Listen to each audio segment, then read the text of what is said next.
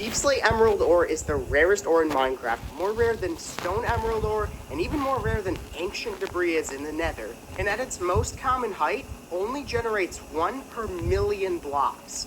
Deepslate Emerald Ore only generates when Emerald Ore tries to replace Tough or Deep Slate, which generates in layers below 8 in the overworld. And Emerald Ore can only generate down to layer minus 16.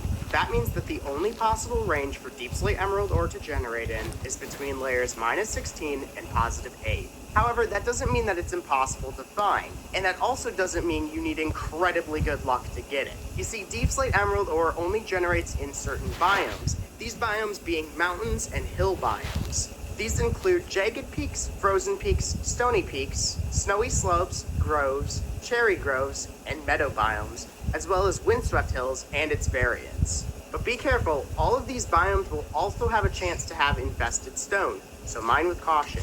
None of the cave biomes, being deep dark, dripstone caves, and lush caves, have any chance to have Deepslate Emerald Ore in them. Mountain biomes will frequently have deep dark under them. Deep dark biomes generate in areas with low erosion, which mountain biomes also generate under.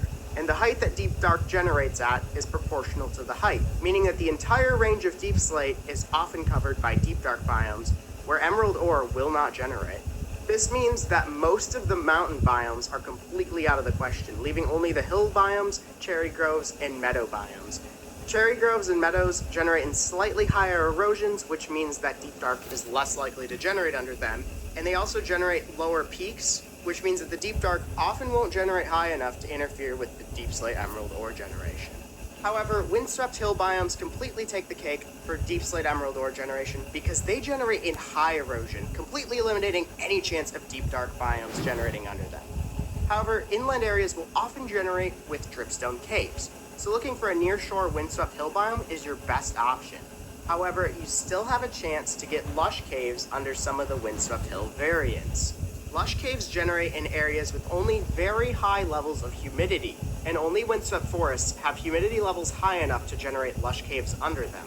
Windswept hills and windswept gravelly hills can never have lush caves underneath, because they're just too dry.